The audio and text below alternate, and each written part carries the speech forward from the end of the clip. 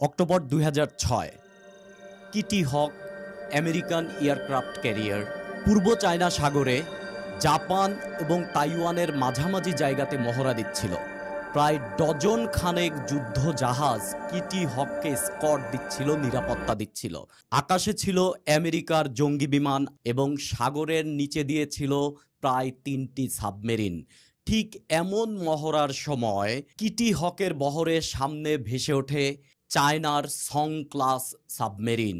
কোনো প্রকার পূর্ব সতর্ক ছাড়া আমেরিকার এত বড় বহরকে ফাঁকি দিয়ে হুট করে একটা সাবমেরিন জেগে উঠল এবং চায়না আমেরিকাকে জানান দিল, this is my sea and that is called reverse gunboat diplomacy. বোঝার আগে আমাদেরকে বুঝতে হবে গানবোট ডিপ্লোমেসিটা কি। এই গানবোট ডিপ্লোমেসি দিয়েই সারা ওয়ার্ল্ডের সমুদ্রে দাপট চালাচ্ছে আমেরিকা। বিংশ শতকের শুরুর দিকে ক্যারিবিয়ান অঞ্চলের দ্বীপ রাষ্ট্রগুলোর উপর নিয়ন্ত্রণ প্রতিষ্ঠা করে আমেরিকা। 1899 সালে স্পেন এবং আমেরিকা যুদ্ধের মাধ্যম দিয়ে শুরু হয় এই গানবোট ডিপ্লোমেসি এবং 1899 সালের এই স্পেন আমেরিকা যুদ্ধের পরে এই পেত্রেরিকোর উপর পুরোপুরি নিয়ন্ত্রণ স্থাপন করে আমেরিকা এবং কিউবার উপর অর্থনৈতিক নিয়ন্ত্রণ প্রতিষ্ঠা করে আমেরিকা। পরবর্তী সময়ে এই টোটাল ক্যারিবিয়ান অঞ্চলের উপর নিয়ন্ত্রণ প্রতিষ্ঠা করে আমেরিকা এবং ধীরে ধীরে পানামা ক্যানেল সহ পুরো মধ্য আমেরিকার উপর নিয়ন্ত্রণ প্রতিষ্ঠা করে আমেরিকা। বাট এই গানবোট ডিপ্লোমেসির ব্যাকগ্রাউন্ডে যিনি ছিলেন তিনি হলেন আমেরিকার 26তম প্রেসিডেন্ট থিওডর রুজভেল্ট। 1900 সালের 26 জানুয়ারি থিওডর রুজভেল্ট এই গানবোট ডিপ্লোমেসি নিয়ে একটি ডায়লগ দেয়, যেটা বিগ স্টিক থিওরি নামে পরিচিত। তদানীন্তন আমেরিকার উদ্দেশ্য প্রকাশ পায় থিওডর রুজভেল্টের এই এক লাইনে। তিনি বলেন, speak softly and take a big stick, you will go far. আস্তে কথা বলো এবং হাতে একটা বড় লাঠি নাও, তুমি অনেক দূরে চলে যাবা। এরপরেই অ্যাকচুয়ালি আমেরিকা লাঠি দেখানো শুরু করে এবং সে তার নৌবহর নিয়ে সারা পৃথিবীর উপর ধীরে ধীরে নিয়ন্ত্রণ প্রতিষ্ঠা করে এবং শত শত বছর ধরে তারা যে হাইবারনেশনে ছিল, তারা যে মনরো ডক্ট্রিন ফলো করতেছিল, সেইখান থেকে তারা ব্যাক আসে। 1907 সালে Theodore Roosevelt the Great White Fleet নামে একটি নৌবহর ছাড়ে সমুদ্রপথে, যেখানে 16টি ছিল যুদ্ধজাহাজ এবং 60টি ছিল ডিস্ট্রয়ার শিপ। তারা 14 মাস যাবৎ সারা পৃথিবীর সমুদ্রে তাদের গান বোট দেখানো শুরু করে, তাদের পাওয়ার দেখানো শুরু করে, তাদের মাসল দেখানো শুরু করে এবং বিশ্বের 20টা সমুদ্র বন্দরে 6টা মহাদেশে তাদের ক্ষমতার জানান দেয় এবং বিশ্ব রাজনীতির ধারাভাষ্যকাররা মনে করে যে এই গ্রেট হোয়াইট ফ্লিটই ছিল এহ যাবৎকালে আমেরিকান নেভির সর্বশ্রেষ্ঠ অর্জন। ওয়েট, আমরা কথা বলতে চাচ্ছিলাম চায়নাকে নিয়ে, কিন্তু আমরা বায়াসড হয়ে গেছি আমেরিকার দিকে এবং আমরা জানি বর্তমান পৃথিবীর সবচেয়ে বড় যে নেভাল শক্তি সেটা হচ্ছে আমেরিকা। বাট আমেরিকা শুরু থেকেই নেভাল শক্তি ছিল না। এর আগে ছিল ব্রিটিশরা। একবারে শুরুতে নেভাল পাওয়ার ছিল কারা? কলম্বাস আমেরিকা আবিষ্কার করে 1492 সালে এবং 1492 সালের পর থেকেই অ্যাকচুয়ালি ইউরোপিয়ানরা সারা পৃথিবীর উপর নিয়ন্ত্রণ প্রতিষ্ঠা করার চেষ্টা করে। কিন্তু তারও আগে বিশ্বের সবচেয়ে বড় নৌশক্তি ছিল চাইনিজরা। এই ছবিতে সেটা স্পষ্টভাবে প্রমাণ পায়। এই ছবিতে কিন্তু একটা জাহাজ না, 2টা জাহাজ দেখা যাচ্ছে। এই বড় জাহাজটা হচ্ছে চাইনিজ অ্যাডমিরাল জেং হিয়ের, আর এই যে নিচে যে ছোট জাহাজটা দেখা যাচ্ছে এটাই হচ্ছে অ্যাকচুয়ালি কলম্বাসের জাহাজ। এবং এই অ্যাডমিরাল জিং হি 1405 থেকে শুরু করে 1433 সালে সারা পৃথিবীর সমুদ্র পথ আবিষ্কার এবং ব্যবসায়িক রুট হিসাব নিকাশ এবং তাদের বাণিজ্য বিস্তারের জন্য 300টি জাহাজ 30,000 ক্রু নিয়ে সমুদ্র পথে ঘুরে বেড়ায়। কিন্তু কলম্বাস আমেরিকা আবিষ্কার করার সময় এইরকম মাত্র 3টা জাহাজ এবং 120টা ক্রু নিয়ে যাত্রা শুরু করে। এবং এই ছবিটা আমি নিয়েছি ইউভেল নোয়া হারারের Sapiens the brief theory of humankind থেকে। কিন্তু তদানীন্তন চায়না কখনোই সারা পৃথিবীতে তাদের সাম্রাজ্য বিস্তার করতে চায় নাই। তারা কারো জমি বা দেশ দখল করতে চায় নাই। তারা কারো উপর নিয়ন্ত্রণ প্রতিষ্ঠা করতে চায় নাই, তারা চেয়েছিল শুধুমাত্র বাণিজ্য করতে। তার মানে উপনিবেশবাদ বা সাম্রাজ্যবাদ এই তত্ত্বটাই অ্যাকচুয়ালি চাইনিজ ইতিহাসের সাথে জড়িত না, এইটা ইউরোপিয়ানদের সাথে জড়িত। কেননা এই জাহাজ নিয়ে যদি কলম্বাস আমেরিকা আবিষ্কার করতে পারে, তাহলে এত বড় জাহাজ এবং এতগুলো জাহাজ নিয়ে তারা আফ্রিকার ছোট ছোট দেশগুলাতে নিয়ন্ত্রণ প্রতিষ্ঠা করতে পারত, কিন্তু তারা এই কাজটা করে নাই। 1405 থেকে 1433 সাল পর্যন্ত 300 জাহাজ এবং 30,000 ক্রু নিয়ে যে চাইনিজ অ্যাডমিরাল জেং হি অভিযান চালাচ্ছিল, এই অভিযানটা বন্ধ হয়ে যায় 1433 সালে।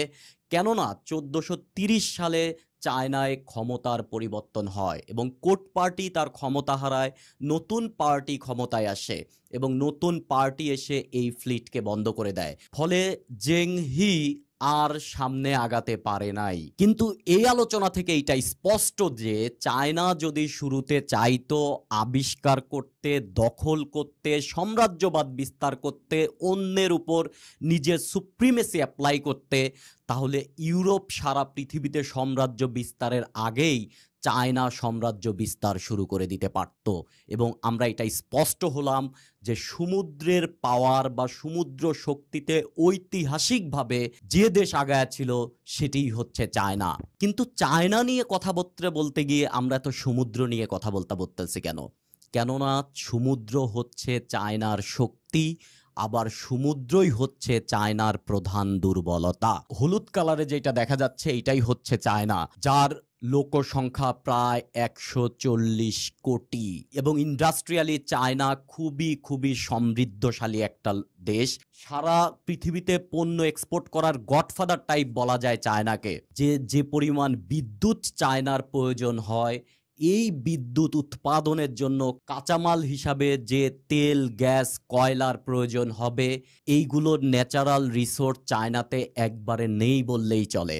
এই জন্য চায়নাকে বলা হয় এনার্জি হাংরি কান্ট্রি।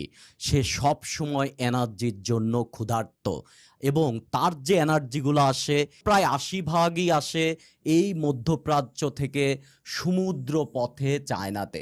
সমুদ্র তার এনার্জি সাপ্লাই দেওয়ার জন্য খুবই গুরুত্বপূর্ণ এবং চায়না যে এনার্জি হাংরি কান্ট্রি, সে প্রতি বছর কি পরিমাণ শক্তি সে আসলে ভোগ করে তার একটা ডেটা আমরা দেখে ফেলি। এই ডেটাটা হচ্ছে ওয়ার্ল্ড ডেটা ইনফোয়ের একটা তথ্য, 2021 সালের তথ্য। 2021 সালে চায়না কি পরিমাণ শক্তি ভোগ করছে সেটা হচ্ছে সে ব্যবহার করছে 6,87,500 বিলিয়ন কিলোওয়াট। 1 কিলোওয়াট মানে হচ্ছে 1 ইউনিট বিদ্যুৎ। 6,87,500 বিলিয়ন ইউনিট, আসলে এটা কি পরিমাণ ইউনিট, কত বিদ্যুৎ, সেটা আমরা বাংলাদেশের সাথে কম্পেয়ার করে বোঝার ট্রাই করি। তাহলে 86.85 বিলিয়ন ইউনিট লেগেছে বাংলাদেশের 2021 সালে, যেখানে চায়নার লেগেছে 6,87,500 বিলিয়ন ইউনিট। তাহলে 76-এর সাথে 6,87,000 কম্পেয়ার করলেই আমরা বুঝে যাব যে চায়নার এই বিদ্যুৎটা আসলে কি পরিমাণ বিদ্যুৎ তার লাগে। আমাদের জনসংখ্যা যেহেতু 16,92,00,000, চায়নার জনসংখ্যা হচ্ছে 140 কোটি। তারা আয়তনে আমাদের চেয়ে অনেক গুণ বড়, তাদের ইন্ডাস্ট্রি আমাদের চাইতে অনেক গুণ বেশি।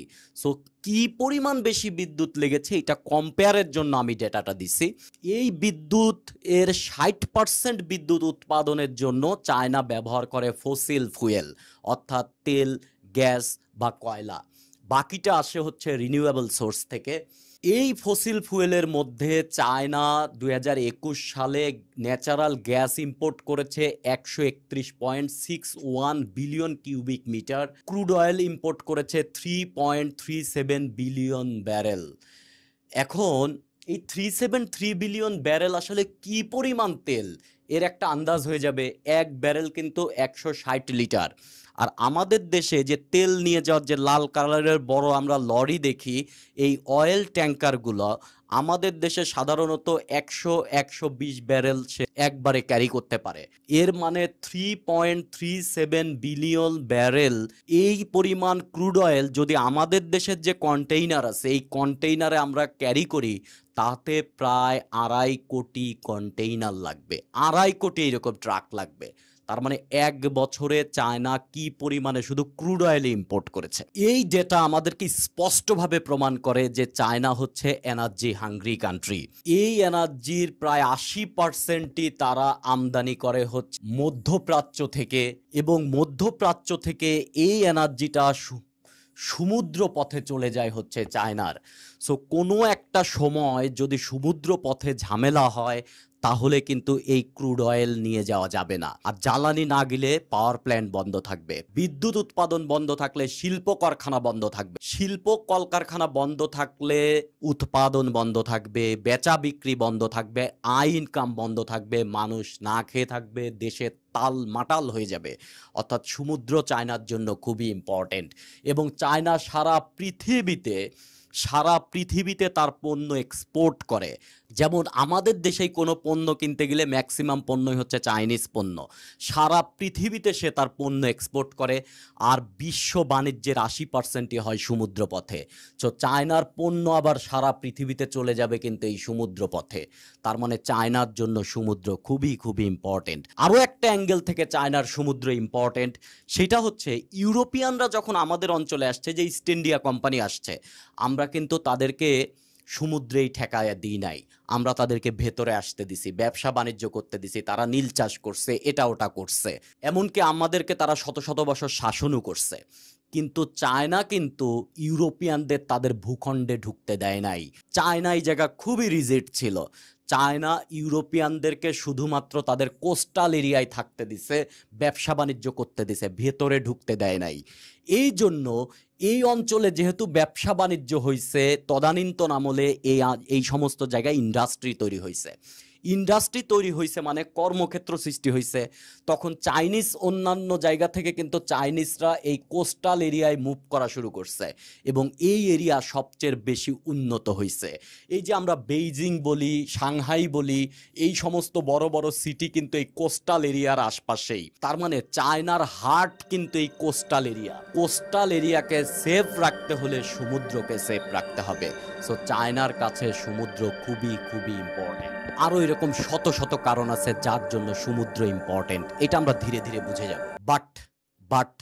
বাট সমুদ্র যেহেতু চায়নার ইম্পর্টেন্ট, সেহেতু বিশ্ব রাজনীতিতে হচ্ছে মানুষ ডিস্টার্ব দেয় ইম্পর্টেন্ট জায়গায়। তার মানে সমুদ্র যেহেতু চায়নার সবচেয়ে ইম্পর্টেন্ট জিনিস, সেহেতু এইটাই হবে তার সবচেয়ে বড় থ্রেট। সো আমরা একটা থ্রেট বিশ্লেষণ করি। চায়না তার জ্বালানির সিংহভাগ আমদানি করে মধ্যপ্রাচ্য থেকে, এই অঞ্চলটা থেকে। এই অঞ্চল থেকে জ্বালানি চায়না পর্যন্ত নিয়ে যাওয়ার জন্য 3টা চোক পয়েন্ট আছে। চোক পয়েন্ট মানে যেগুলা সহজে বন্ধ করে দেওয়া যায়। যেমন একটা এই জিবুতি এবং ইয়েমেনের মাঝখানে, যেটা হচ্ছে লোহিত সাগর এবং এডেন সাগরকে কানেক্ট করছে, এটা হচ্ছে বব এল মালদ্বীপ প্রণালী, যেটা এশিয়া থেকে আফ্রিকাকে আলাদা করছে। একটা ন্যারো জায়গা, এই জায়গাটা কিন্তু বন্ধ করে দেওয়া যেতে পারে, তাহলে চায়নার জ্বালানি সাপ্লাই একটা অংশ বন্ধ হয়ে যাবে। একটা হচ্ছে এই যে ইরান এবং ওমানের এইখানে যে ছোট্ট একটা ন্যারো জায়গা, এই ন্যারো জায়গাটা যেটা হচ্ছে পার্সিয়ান গালফ এবং গালফ অফ ওমানকে কানেক্ট করেছে, এই জায়গাটার নাম হচ্ছে হরমুজ প্রণালী। এই হরমুজ প্রণালী কিন্তু বন্ধ করে দিতে পারে। সবচেয়ে বেশি তেল গ্যাস আমদানি করে সৌদি আরব এবং ইরাক থেকে। সো এই চোক পয়েন্ট বন্ধ করে দিলে কিন্তু জ্বালানি সাপ্লাই চায়নার জন্য বন্ধ হয়ে যাবে। আর সবচেয়ে বড় থ্রেট হচ্ছে মালাক্কা। এই যে মালয়েশিয়া এবং ইন্দোনেশিয়ার মাঝখানে ছোট্ট একটা ন্যারো পথ, এবং এই জায়গাতেই কিন্তু আছে হচ্ছে সিঙ্গাপুর। এই মালাক্কা বন্ধ করে দিলে চায়না জাস্ট রাতারাতি বাদ হয়ে যেতে পারে। কেননা চায়নার জ্বালানি সাপ্লাইয়ের প্রায় 80% জ্বালানি যায় এই মালাক্কা দিয়ে, দক্ষিণ চীন সাগর দিয়ে চায়নায়।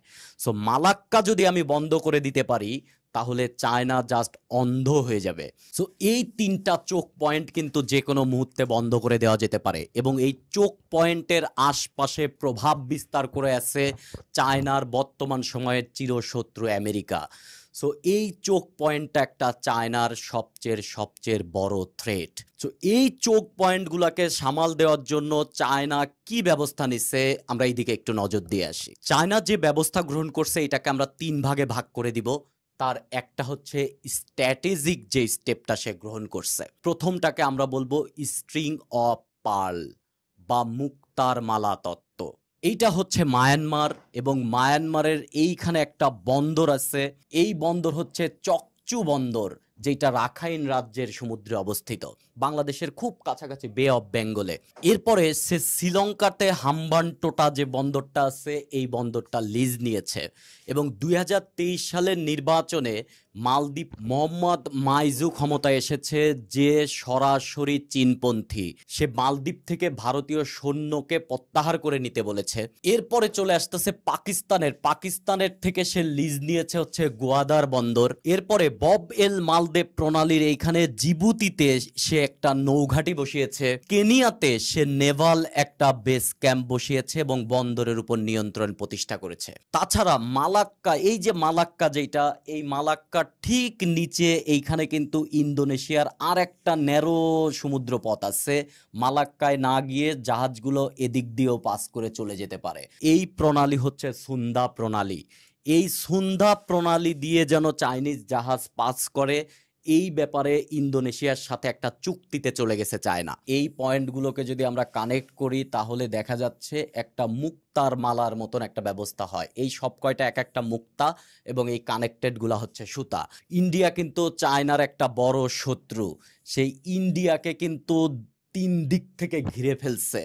এই জন্য এইটাকে বলা হয় ইন্ডিয়াকে ট্যাকেল দেওয়ার জন্য চায়নার স্ট্রিং অফ পার্ল স্ট্র্যাটেজি। এইটা দিয়ে সে যে কাজটা করছে, জিবুতির বেস ক্যাম্প দিয়ে সে ববেল মালদেব প্রণালীকে ব্যাকআপ দিবে। সে পাকিস্তানের বন্দর দিয়েছে, এইখান থেকে সে চাইলে হরমুজের দিকে নিয়ন্ত্রণ রাখতে পারে। সে কেনিয়াতে তার বন্দর এবং নৌ বেস ক্যাম্পের ব্যবস্থা করেছে, যা দিয়ে সে ভারত মহাসাগরে ধীরে ধীরে প্রভাব বিস্তার করবে, এবং মালাক্কার প্রতিস্থাপন রূপে সে সুন্দা প্রণালী ব্যবহার করবে। এই যে স্ট্রিং অফ পার্ল তত্ত্ব, এইটা কিন্তু চায়নার থ্রেট ম্যানেজমেন্টের একটা স্ট্র্যাটেজি। বাট এই স্ট্র্যাটেজিতে থ্রেটে পড়ে গেছে হচ্ছে ইন্ডিয়া, যার কারণে এই স্ট্রিং অফ পার্ল থিওরির এগেনস্টে ইন্ডিয়া আরেকটা স্ট্র্যাটেজিতে গেছে, যাকে বলা হয় diamond necklace strategy. So string of পার্লটা আমরা মাথায় রাখি, এখন আমরা দেখি ডায়মন্ড নেকলেসটা। এই মালাক্কা প্রণালীর ঠিক উপরে কিছু দ্বীপ আছে, এটা কিন্তু আন্দামান ও নিকোবর দ্বীপপুঞ্জ, এটা কিন্তু ভারতের।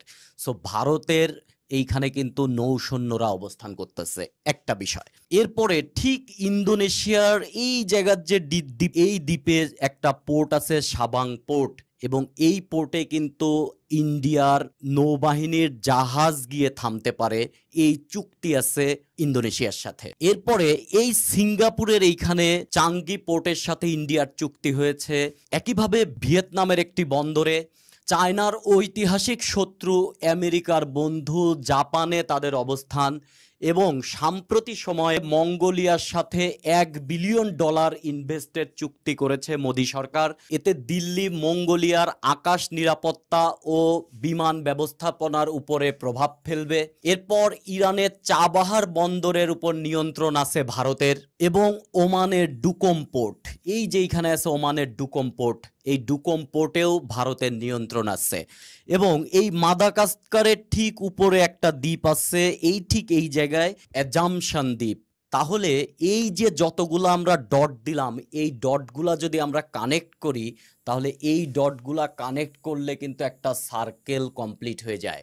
এই সার্কেলটাকেই বলা হচ্ছে ডায়মন্ড নেক স্ট্র্যাটেজি, এবং এই ডায়মন্ড নেকলেস কিন্তু চায়নাকে 4 দিক থেকে ঘিরে ফেলছে। সো ইন্ডিয়ার এগেনস্টে যেটাকে বলা হচ্ছে স্ট্রিং অফ পার্ল স্ট্র্যাটেজি, সেই স্ট্র্যাটেজি যেন কাজ না করতে পারে, তার প্রতিশোধক হিসেবে ইন্ডিয়া গ্রহণ করছে চায়নাকে ঠেকায় রাখার জন্য ডায়মন্ড নেকলেস স্ট্র্যাটেজি। সমুদ্র পয়েন্টের চোখ পয়েন্টগুলোর প্রতিষেধক হিসেবে 2 নাম্বার যে স্ট্র্যাটেজি চায়না গ্রহণ করছে সেটা হচ্ছে পাইপলাইন মেথড। এবং পাইপলাইন মেথডে প্রথমেই যেটা চলে আসবে ট্রান্স মায়ানমার পাইপলাইন। রাখাইনের চকচু বন্দর থেকে পুরা মায়ানমারের ভেতর দিয়ে গিয়ে জুহু পর্যন্ত একটা পাইপলাইন, প্রায় 771 কিলোমিটার দৈর্ঘ্য পাইপলাইন, পাশাপাশি গ্যাস এবং ক্রুড অয়েলের পাইপলাইন স্থাপন করছে চায়না। এতে করে কি হবে, মালাক্কা দিয়ে আর চায়নায় প্রবেশ করতে হবে না। মধ্যপ্রাচ্য থেকে জাহাজ এসে ডাইরেক্ট চাকচু বন্দরে দাঁড়াবে এবং এই বন্দর থেকে পাইপলাইনে চলে যাবে হচ্ছে চায়নার। কিন্তু এখানে একটা ব্যাপার আছে, মায়ানমারের সাথে চায়নার এত বন্ধুত্ব হইল কবে? এই 1949 সালে মাও সেতুং এর নেতৃত্বে চায়নায় যে কমিউনিস্ট বিপ্লব হয়েছে, রেড আর্মিরা ক্ষমতা দখল করছে, পিপলস রিপাবলিক অফ চায়না প্রতিষ্ঠিত হয়েছে। এই কমিউনিস্ট চায়নাকে কোনো নন কমিউনিস্ট কান্ট্রি হিসেবে প্রথম যে স্বীকৃতি দিছে সে কিন্তু মায়ানমার। কিন্তু তখনই মায়ানমারের সাথে বন্ধুত্ব হয় নাই, বন্ধুত্ব হয়েছে আরও পরে গিয়ে। 1949 থেকে চলে গেছে 1988 সাল। 1988 সালে কিন্তু এই মায়ানমারে গণতন্ত্রের পতন হয়। গণতান্ত্রিক সরকারকে উৎখাত করে মিলিটারি বা জান্তা সরকার ক্ষমতা দখল করে। মিলে যাচ্ছে এখন? মিলে যাচ্ছে। আরও মিলছে এর পরের বছর 1989। 1989তে চায়নাতে কমিউনিস্ট সরকারের পতনের দাবিতে টিয়েনআনমেন স্কোয়ারে একটা বিপ্লব হয় এবং এই বিপ্লবে কোনো তথ্য মতে শত শত, কোনোটায় হাজার হাজার, তবে বিবিসির তথ্য মতে 10,000 সাধারণ নাগরিককে হত্যা করে কমিউনিস্ট সরকার। এবং এর পরেই মূলত চায়না এবং মায়ানমারের মধ্যে একটা দোস্ত ভাব আসে। তুই একটি চোর, আমি একটি চোর, দুজনে দুজনাকে করেছি চুরি আগে, তুমি আমাকে পরে, আমি তোমাকে।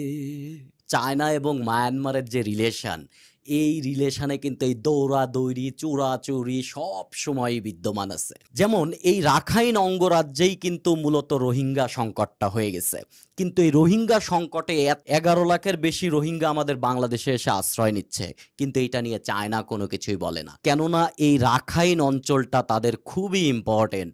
এই অঞ্চল নিয়ে কোনো কথাবার্তা বলতে গিয়ে যদি এই অঞ্চলের যে স্টিল চায়নার নিয়ন্ত্রণ আছে এটা যদি বিঘ্ন ঘটে, চায়না এই কাজ কোনোদিনই করবে না। এবং ট্রান্স মায়ানমার যে পাইপলাইনের কথা বললাম, এই পাইপলাইন পরিচালনায় যেন কোনো ভেজাল না বাঁধে, এই জন্য চায়না আবার আরেকটা কাজ করে। এই চায়নার সাথে যে অঞ্চলটা আছে, এই অঞ্চলে 2টা প্রদেশ আছে। এই উপরের দিকে আছে হচ্ছে কচিন প্রদেশ, আর এই দিকে হচ্ছে শান প্রদেশ। এই টোটাল অঞ্চলটাই আসলে পাহাড় পর্বত দিয়ে ঢাকা। আর পাহাড় পর্বত দিয়ে ঢাকাগুলো এইখানে কিন্তু উগ্রপন্থীরা আছে, মিলিশিয়া গ্রুপ আছে।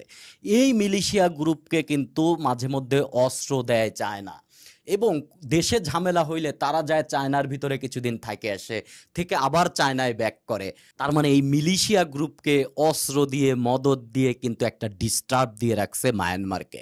আর ডিস্টার্ব দিয়ে রাখা মানে হচ্ছে তুমি ঝামেলার মধ্যে থাকো, আমার পাইপলাইন ইত্যাদি বিষয় নিয়ে কিন্তু কোনো কথাবার্তা বলা যাবে না। তুমি আমাকে পরে, আমি তোমাকে। জিও পলিটিক্সে কিন্তু নীতি নৈতিকতার ঊর্ধ্বে সবচেয়ে বেশি যেটা দরকার সেটা হচ্ছে জাতীয় স্বার্থ, আমার কোনটা লাগবে। সো এই জাতীয় স্বার্থের জন্য আমি যা ইচ্ছা তাই করব।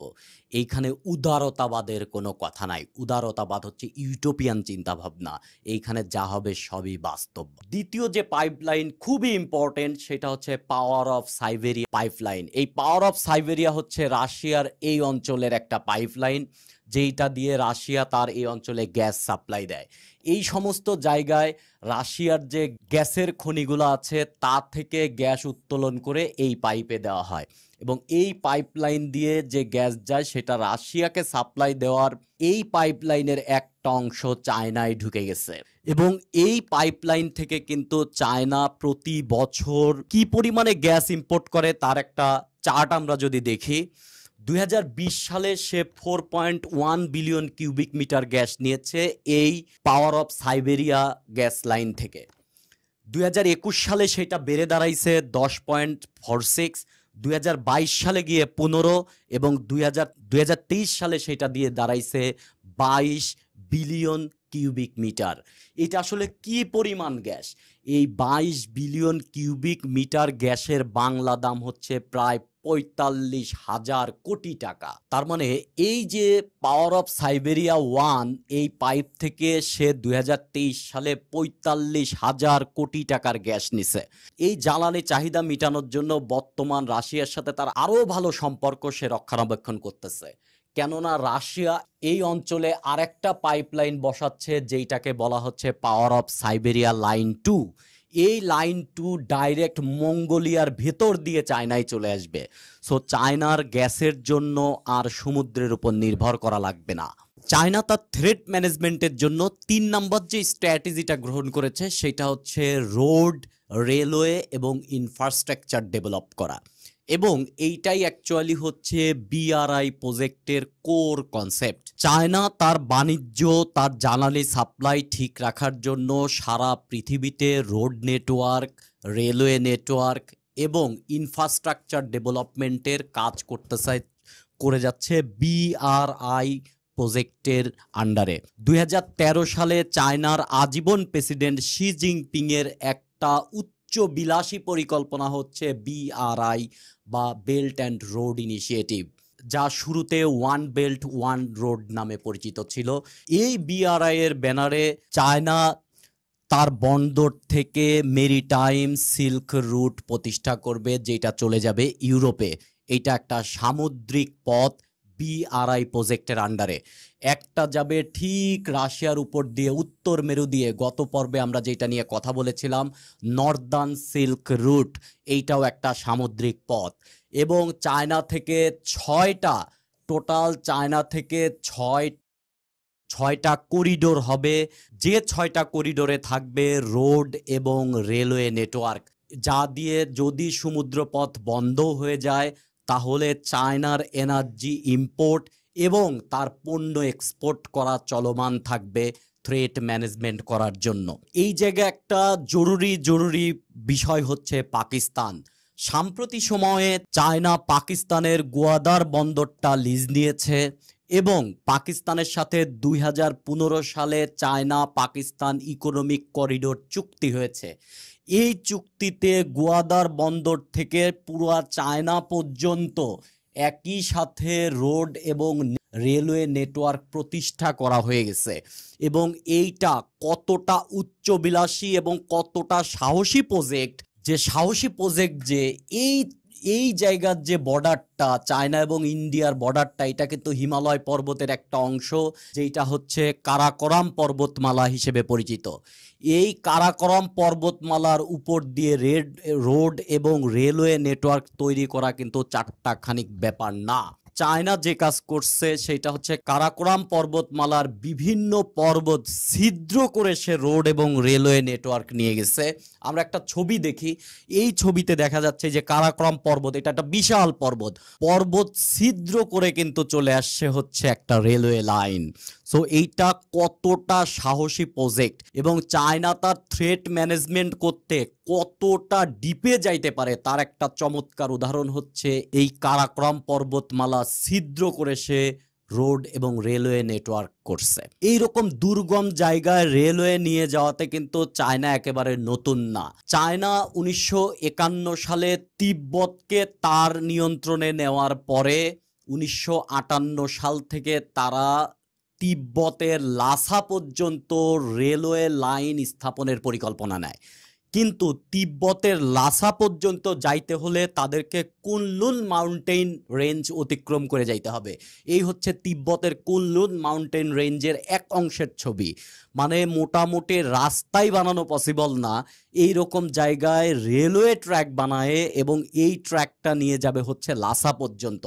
আমরা কিন্তু একটা রোড অনেক এইরকম ঢালু করে বানাতে পারি, কেননা রোড কিন্তু টায়ার থাকে, তো টায়ারের অনেক ফ্রিকশন, যেমন ওই যে আমরা সাজেক গেলে অনেক উঁচুতে উঠে যাই এরকম, এই জায়গায় কিন্তু একটা ট্রেন কিন্তু এইরকম এলিভেশনে উঠতে পারে না, কেননা ট্রেন কিন্তু লোহার সাথে লোহার ব্যাপার, যে আমার পাটটাও লোহার চাকাটাও লোহার, সো ঘর্ষণ কিন্তু অত বেশি না, সো বেশি উঁচু হইলে যাইতে পারবে না কিন্তু।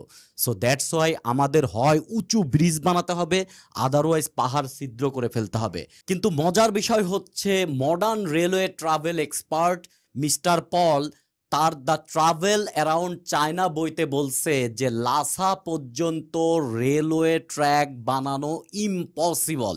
এই কথাটা সে বলছে 1930-32-এর দিকে, যে জাস্ট ইম্পসিবল এইটা।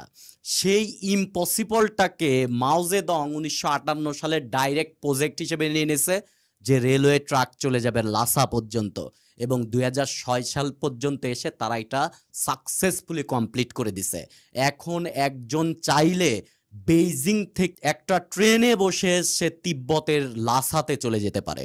সো চায়না এইরকম দুর্গম জায়গায় রেলওয়ে রাস্তা বানানোতে এক্সপার্ট, কেননা তারা জাতীয় প্রয়োজনে যেটা দরকার হয় তারা জাতিগতভাবে এই কাজটা করে। যেমন তারা গ্র্যান্ড ক্যানেল বানায় ফেলছিল, ইতিহাসের শুরুর দিক দিয়ে তারা মহাপ্রাচীর বানায় ফেলছে। সো এরকম হাজারো উদাহরণ আছে চাইনিজদের, যে নিজেদের অস্তিত্ব টিকায় রাখার জন্য তারা পুরা জাতি একত্রিত হয়ে যাবে। তো আজকের আলোচনায় কিন্তু আমরা চায়না নিয়ে আলোচনা করতে গিয়ে আসলে সমুদ্র এবং সমুদ্র পথের সাথে রিলেটেড অন্যান্য ব্যাপারের সাথেই কিন্তু আমরা কানেক্টেড ছিলাম। পরবর্তী পর্বে আমরা চায়নার ভূখণ্ডের মধ্যে ঢুকবো, তাদের জিওগ্রাফি এবং জিওপলিটিক্যাল অবস্থা ভেতরেরটা কি, উইঘুর মুসলমানদের উপর কেন অত্যাচার হচ্ছে, কেন চায়নার আবাসন ব্যবস্থা ধসে পড়তেছে, এবং চায়নার অর্থনীতি কি টালমাটাল অবস্থায় আছে নাকি চায়না আসলে ধীরে ধীরে সুপার পাওয়ারের দিকে যাচ্ছে, চায়নার নিউক্লিয়ার উইপন, চায়নার মিলিটারি পাওয়ার বিশ্ব রাজনীতিতে কি প্রভাব রাখতেছে, আমরা এই বিষয় নিয়ে আলোচনা করব। কিন্তু শেষ করার আগে আমি বলি, নলেজ ইজ পাওয়ার, কিন্তু আমার দৃষ্টিতে sharing knowledge is the supreme power. So share the knowledge with your friends.